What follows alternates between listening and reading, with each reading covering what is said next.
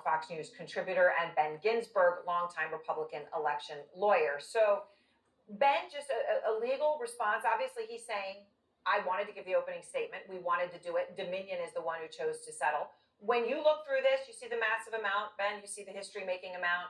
You see the lack of a clear admission of lying and guilt. What do you take away from the settlement itself? I think all settlements end up with a little bit of good and a little bit of disappointment. Yeah. And I think this is in line with this. I mean, in the context of things, it's really damaging to those who say the election was stolen. And so in a broader picture beyond Dominion, this was an important day potentially for restoring faith in American elections.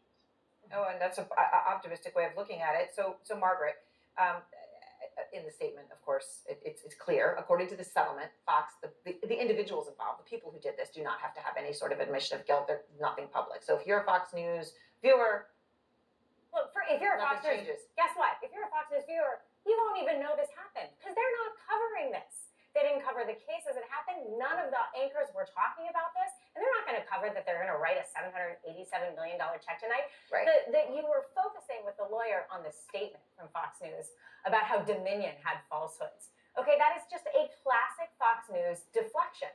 There is no apology that is going to be demanded of Fox. And so the narrative will continue to be written by Fox about Fox. And well, for their viewers. Okay, so you're covering it. Other news organizations are covering us, but for the Fox News viewership, they're not going to hear about it.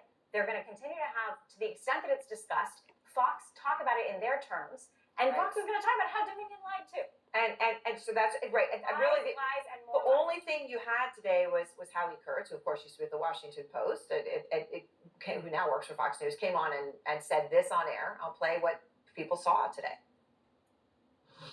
I do have a statement from Fox, Neil. We're pleased to have reached a settlement of our dispute with Dominion voting systems. We acknowledge the court's rulings finding certain claims about Dominion to be false. This settlement reflects Fox's continued commitment to the highest journalistic standards. So there's the line, which I was talking about with the lawyer, right? Yeah. But that's the spin on it. And that's actually in the settlement. You know, it's outrageous. Here's the thing that I think it's important to keep in mind. And by the way, Howie Kurtz used to work for CNN before he went to CNN. Yes. He was a media reporter. Yes. He was a much more honest figure, I think, when he was at CNN before he went to Fox News. They put him up there to read the statement. He didn't even opine about it. Mm-hmm. But I think it's important to keep in mind, and at the time that I worked in Fox News was when Roger Ailes ran the ship. And Roger Ailes ran the ship for a good 20 years. He created an enormously marketable, profitable media entity through positive polarization. You pit Americans against each other, and then you profit off of it. The reason that he sold that Fox News was needed in the beginning was because the mainstream media and cable news networks like CNN were full of people with unconscious bias. And so they were lying to their viewers. Maybe they weren't meaning to, but they just had these their premise. tendencies towards thinking a certain way and then shaping and editorializing news. And that's why Fox News was necessary. I mean, how far one has fallen. $787 million is an admission, a legal admission of lying. This is a cable news organization that became an organization that lied and lied and lied. Right. So that it is a dramatic irony. Yes, it is. And Ben, I guess the question here, to Margaret's point, and again, you know, to me, what is in the statements matters because people want things in English and words do matter. But numbers also really matter. And even paying $1 in a case we're accused of lying, Ben, I mean, is Margaret right as she frames it? This is an admission of guilt. The amount of money here.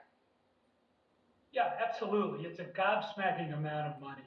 What it says is that what Fox did was really, really bad and unconscionable. This settlement will also set a real precedent for those other cases that Mr. Shackelford said that they had. And Fox, you know, you can't underestimate the effect that this is going to have on Fox internally, whether they say it externally or not. They probably won't. But for a matter of their professional pride and ego, Donald Trump put them in this impossible position for which they have now paid a greater price. Ben, I just want to ask one other really quick question on this. Smartmatic, which I said is asking for even more money. Just from a legal perspective, does their settlement for $787.5 million set any kind of a precedent for Smartmatic, which is asking for what, $2.7 billion?